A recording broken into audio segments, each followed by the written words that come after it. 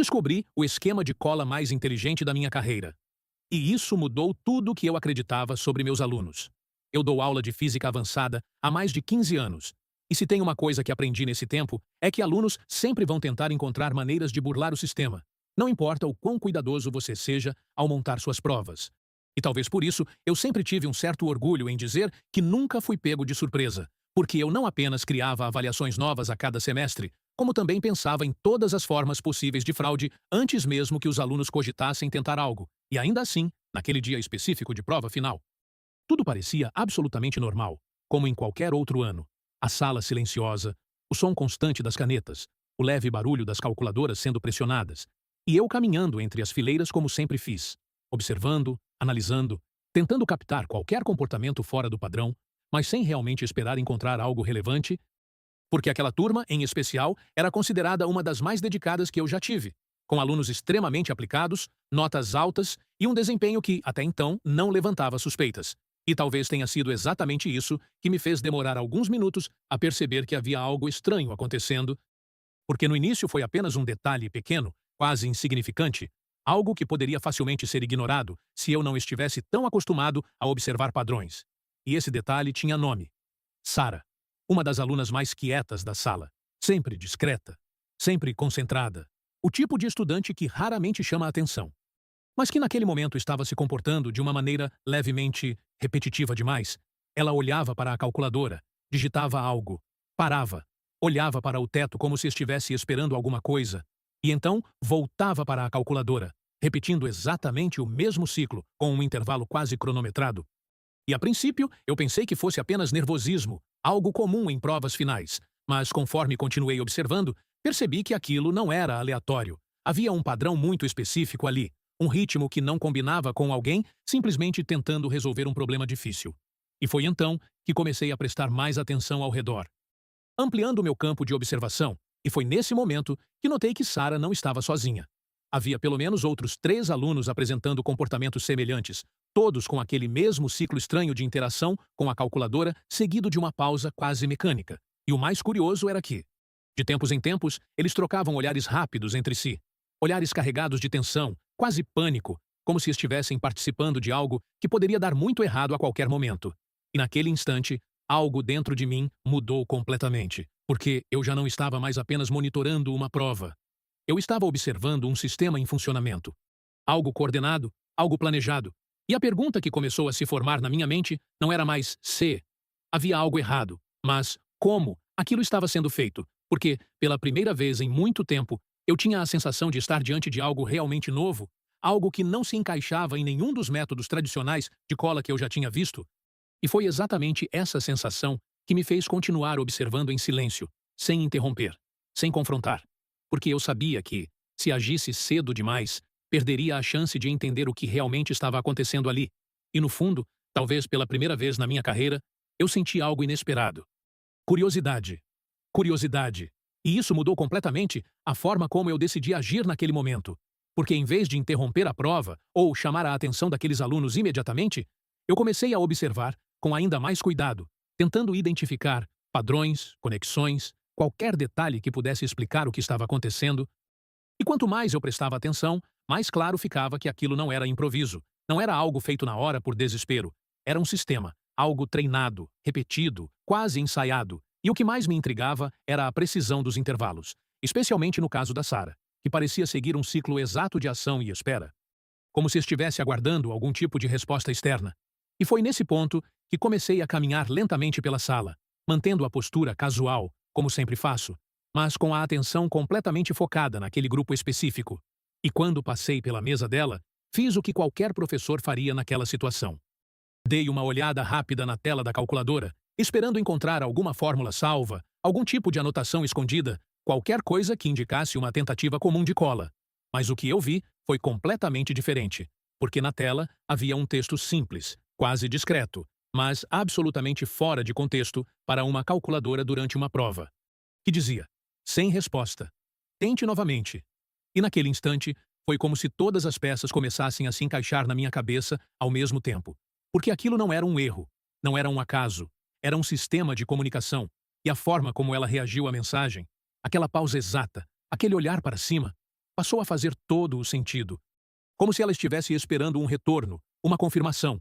E isso me fez olhar novamente para os outros alunos envolvidos, agora com uma nova perspectiva, percebendo que todos eles estavam sincronizados de alguma forma, conectados por algo invisível. E foi então que minha atenção se voltou para um outro aluno.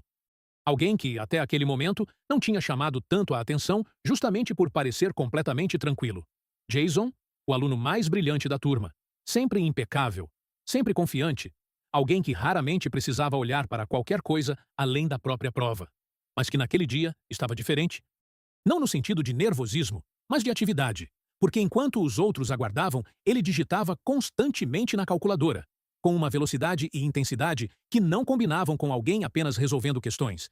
E foi nesse momento que a hipótese começou a se formar com mais clareza na minha mente, porque aquilo não era apenas um grupo colando. Era uma rede, e Jason parecia ser o centro dela, o ponto de origem das respostas.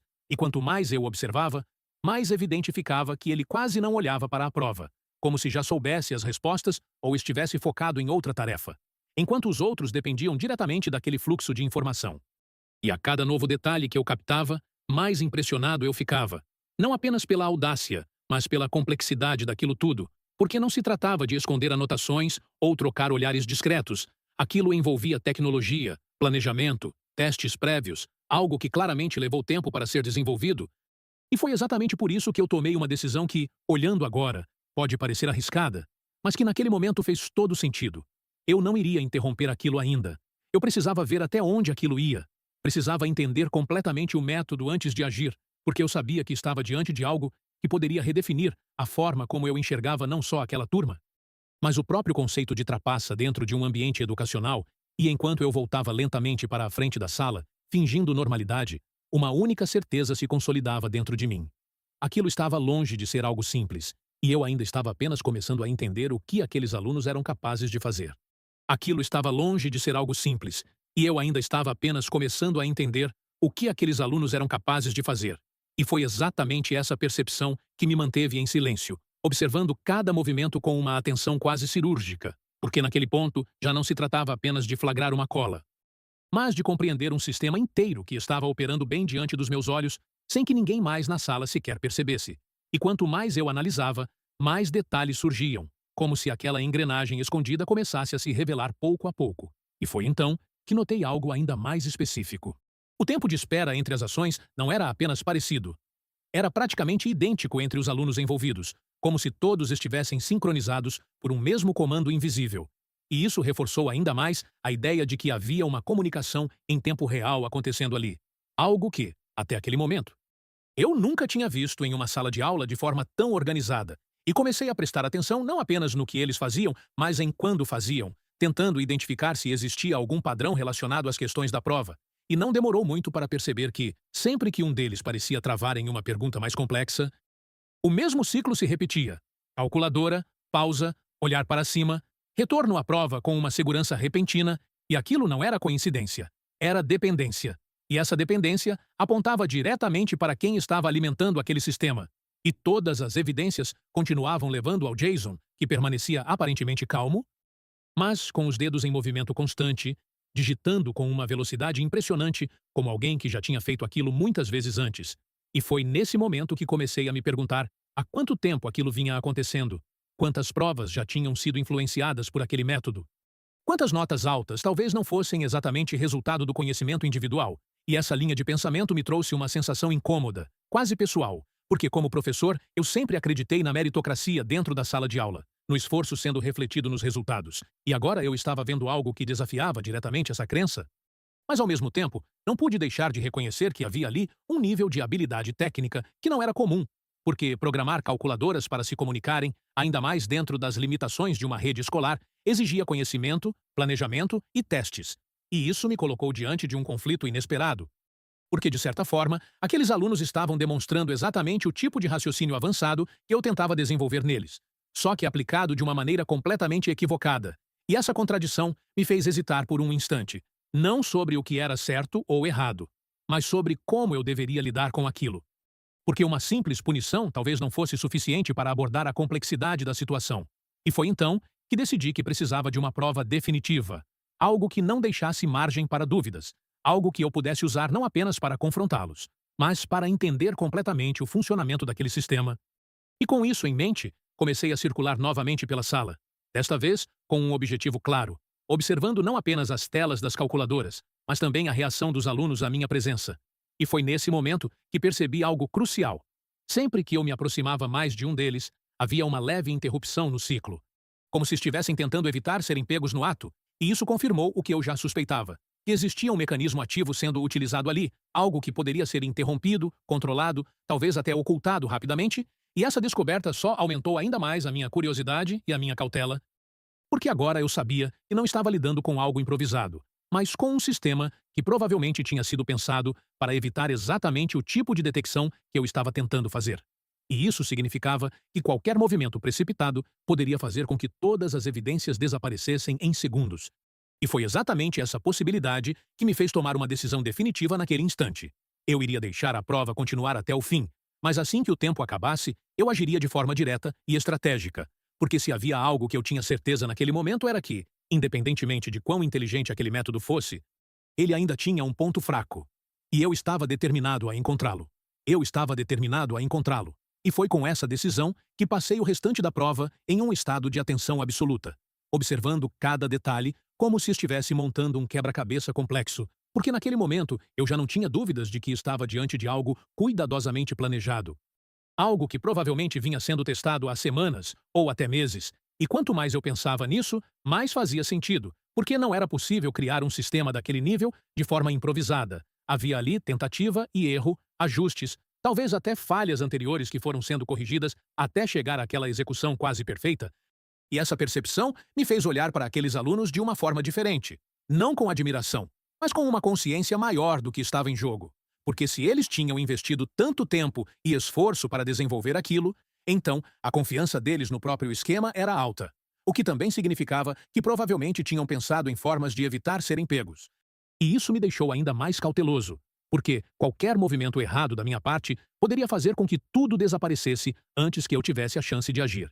E foi então que comecei a planejar exatamente o que faria quando o tempo da prova acabasse, analisando cada possibilidade, cada reação provável, tentando antecipar o comportamento deles assim que percebessem que estavam sob suspeita. E a conclusão a que cheguei foi simples, mas exigia precisão. Eu precisava agir rápido, de forma direta, sem dar espaço para que eles apagassem qualquer evidência, e ao mesmo tempo sem causar um alarde que alertasse o restante da sala antes do momento certo.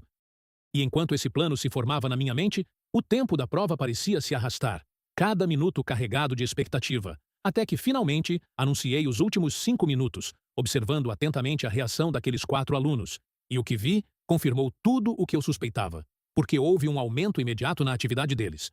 Como se estivessem tentando finalizar o processo antes que fosse tarde demais, Jason digitando com ainda mais rapidez, os outros alternando entre tensão e alívio a cada ciclo concluído, e naquele instante ficou claro que aquilo não era apenas uma ajuda ocasional. Era uma dependência quase total do sistema que tinham criado. E quando o tempo finalmente acabou, pedi para que todos deixassem as provas sobre a mesa e permanecessem sentados, mantendo o tom de voz firme, mas controlado, como sempre faço. E então acrescentei, com a mesma naturalidade, que Sarah, Jason e mais 2 alunos ficassem na sala após a saída dos demais. E foi nesse momento que tudo mudou, porque eu vi, de forma imediata, a cor desaparecer do rosto deles. Um silêncio diferente tomou conta daquele pequeno grupo. Um silêncio carregado de compreensão, como se naquele instante eles soubessem exatamente o que estava acontecendo. E ainda assim, nenhum deles disse nada. Apenas permaneceram ali, imóveis, enquanto os outros alunos saíam sem perceber o que estava prestes a acontecer. E quando a porta finalmente se fechou e ficamos apenas nós 5 na sala, eu caminhei até a frente, estendi a mão e disse, de forma simples e direta: "Coloquem as calculadoras aqui na mesa." E não foi necessário dizer mais nada, porque a reação deles já dizia tudo. Hesitação, troca de olhares, um breve momento de pânico silencioso, e então, um a um, eles obedeceram, colocando as calculadoras diante de mim como se estivessem entregando muito mais do que apenas um objeto. E naquele instante, enquanto eu olhava para aqueles dispositivos aparentemente comuns, eu sabia que estava prestes a confirmar algo que mudaria completamente a forma como eu enxergava não só aquela situação, mas talvez toda a dinâmica entre tecnologia e aprendizado dentro da sala de aula. Eu sabia que estava prestes a confirmar algo que mudaria completamente a forma como eu enxergava não só aquela situação, Mas talvez toda a dinâmica entre tecnologia e aprendizado dentro da sala de aula, e ainda assim, por alguns segundos, eu apenas fiquei ali em silêncio, olhando para aquelas 4 calculadoras sobre a mesa, como se estivesse diante de algo muito maior do que simples instrumentos escolares, porque naquele momento elas representavam um sistema inteiro. Uma ideia que tinha saído do papel e estava sendo executada com uma eficiência inquietante. E quando finalmente levantei o olhar para os alunos, a tensão no rosto deles era impossível de ignorar. Especialmente no do Jason, que até então tinha mantido uma postura quase inabalável durante a prova, mas que agora parecia estar avaliando rapidamente suas opções, como alguém acostumado a pensar alguns passos à frente. E foi ele quem quebrou o silêncio primeiro, começando a falar antes mesmo que eu fizesse qualquer pergunta, como se soubesse que não havia mais espaço para negar o que quer que estivesse acontecendo. E enquanto ele explicava, de forma surpreendentemente clara, como o sistema funcionava, eu senti algo que não esperava. Não era apenas indignação ou frustração. Era também um certo nível de respeito técnico, porque o que eles tinham feito não era simples. Eles haviam programado as calculadoras para se comunicarem entre si utilizando a rede Bluetooth da escola, criando um canal discreto de troca de informações em tempo real durante a prova. E mais do que isso, eles tinham desenvolvido um código próprio, onde cada alternativa de resposta correspondia a um símbolo específico, o que tornava a comunicação mais rápida e menos evidente. E enquanto Jason falava, os outros confirmavam com pequenos gestos, como se aquela explicação já tivesse sido ensaiada mentalmente. E quanto mais detalhes surgiam, mais claro ficava o nível de planejamento envolvido, porque não se tratava apenas de enviar respostas, mas de manter o sistema funcionando sem levantar suspeitas. Com intervalos controlados, padrões de comportamento ajustados e até mesmo estratégias para lidar com imprevistos. E foi então que ele mencionou algo que fez tudo ficar ainda mais impressionante e, ao mesmo tempo, mais preocupante. O mecanismo de autodestruição de evidências, porque, segundo ele, as calculadoras foram programadas para apagar automaticamente qualquer registro de comunicação caso ficassem inativas por mais de 2 minutos, ou se uma combinação específica de botões fosse pressionada. Algo que eles chamavam de botão de pânico. E naquele instante, eu entendi por que precisava ter agido com cuidado. Porque se tivesse confrontado qualquer um deles durante a prova, provavelmente não haveria mais nada ali para provar o que estava acontecendo. E essa constatação trouxe uma sensação estranha de alívio misturada com inquietação. Porque significava que, por pouco, aquele esquema poderia ter passado completamente despercebido. E enquanto eu processava tudo aquilo, olhando para aqueles 4 alunos que, de certa forma, tinham transformado uma prova em um experimento tecnológico complexo, uma pergunta começou a se formar na minha mente. Não sobre o que eles fizeram, porque isso já estava claro, mas sobre o que eu faria a seguir. Porque, naquele momento, eu não estava apenas lidando com um caso de trapaça. Eu estava diante de uma escolha que poderia definir muito mais do que apenas a nota deles naquela prova. Eu estava diante de uma escolha que poderia definir muito mais do que apenas a nota deles naquela prova.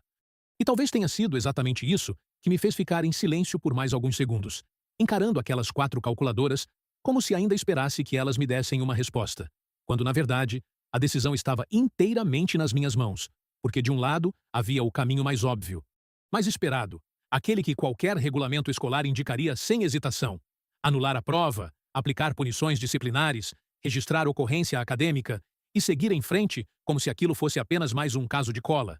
Mas do outro lado havia algo muito mais complexo, algo que eu não podia simplesmente ignorar. Porque aqueles alunos não tinham apenas trapaceado, eles tinham criado um sistema, tinham pensado, testado, desenvolvido uma solução tecnológica funcional dentro de um ambiente limitado. E isso, por mais errado que fosse no contexto, era exatamente o tipo de raciocínio que eu sempre tentei incentivar em sala de aula. E essa contradição começou a pesar de uma forma inesperada, porque pela primeira vez eu me vi questionando se punir aquele comportamento da forma tradicional realmente resolveria o problema ou apenas apagaria uma oportunidade de aprendizado. E enquanto esses pensamentos se organizavam na minha mente, observei novamente o rosto de cada um deles, tentando entender o que estavam sentindo naquele momento. E o que encontrei não foi arrogância ou desafio, mas medo. Um medo genuíno das consequências, misturado com uma consciência clara de que tinham cruzado uma linha, especialmente no caso da Sarah, que parecia prestes a chorar, como se todo aquele sistema que parecia tão engenhoso, minutos antes agora estivesse desmoronando diante dela.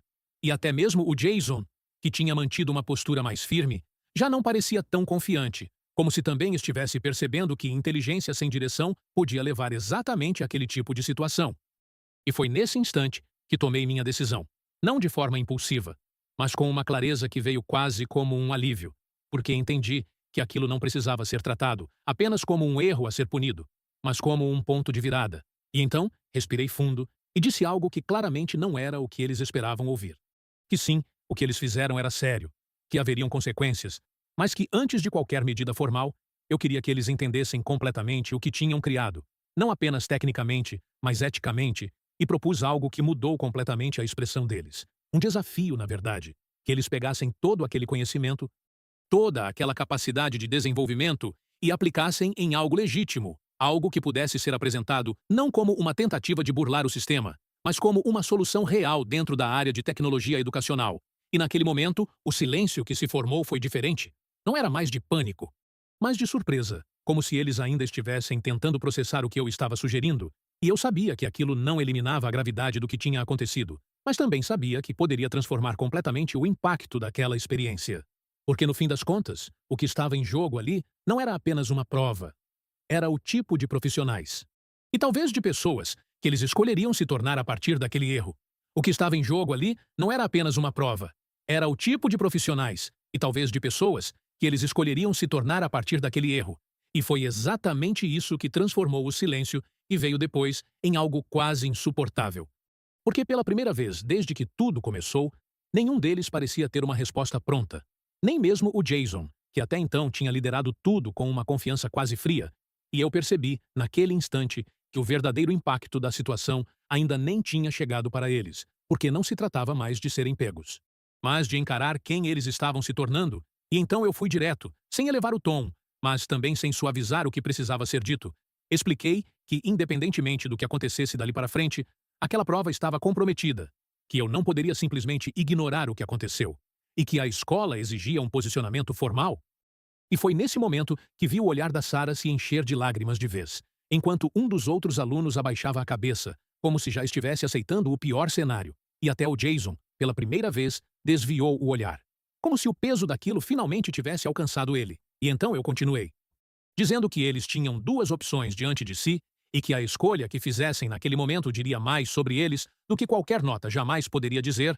A primeira opção era simples. Eu registraria o ocorrido, encaminharia o caso para a coordenação, e eles seguiriam o processo padrão, com todas as consequências acadêmicas e disciplinares que isso implicava.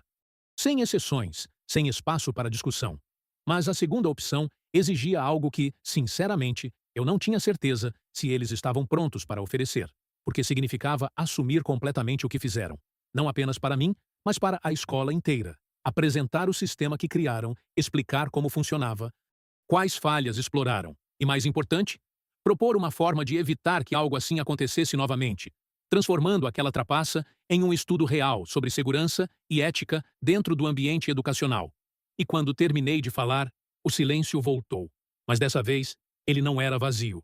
Ele estava carregado de decisão, de conflito, de medo, e talvez até de algo que começava a parecer responsabilidade.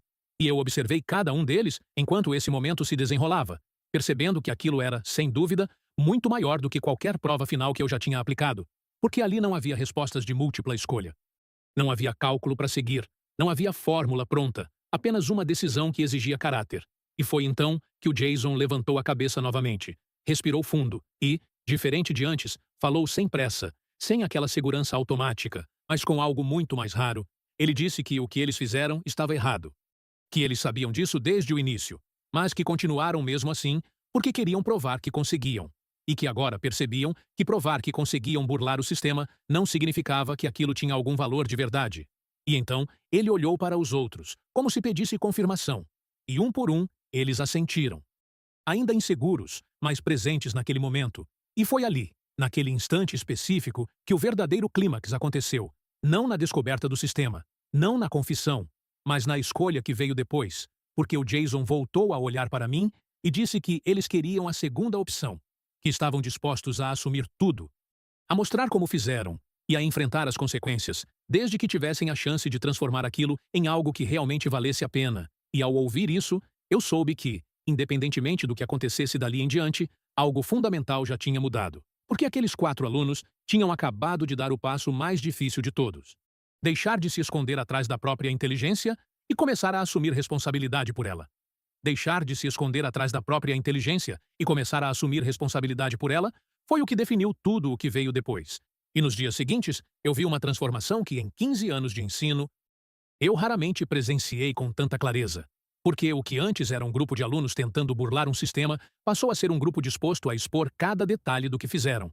Não para se defender, mas para construir algo melhor a partir do próprio erro. E quando levamos o caso para a coordenação, como era inevitável, eu fiz questão de não suavizar nada, mas também de contextualizar o nível de complexidade do que havia sido criado.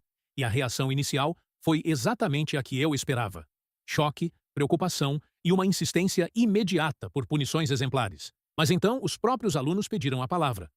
E ver o Jason, a Sarah e os outros dois explicando, com uma honestidade quase desconfortável, como tinham desenvolvido o sistema, como testaram, como sabiam que estavam errados e, principalmente, como pretendiam usar aquele conhecimento para melhorar a segurança das avaliações, mudou completamente o rumo da conversa.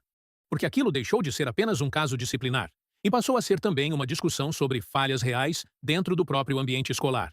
E, ao final, a decisão não foi leve. Eles tiveram a prova anulada, receberam advertências formais e perderam parte da nota final. Mas também receberam algo que raramente vem junto com um erro: a oportunidade de reparar de forma concreta. E nas semanas que se seguiram, eles trabalharam mais do que em qualquer prova que eu já apliquei.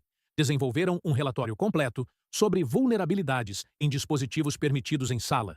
Criaram um protótipo de sistema de monitoramento ético para exames e apresentaram tudo isso para professores e coordenação.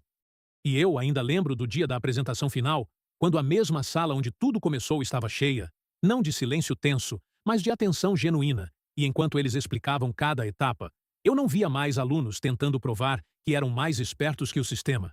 Eu via jovens entendendo que inteligência sem ética é vazia, e que o verdadeiro valor está em como você escolhe usar aquilo que sabe.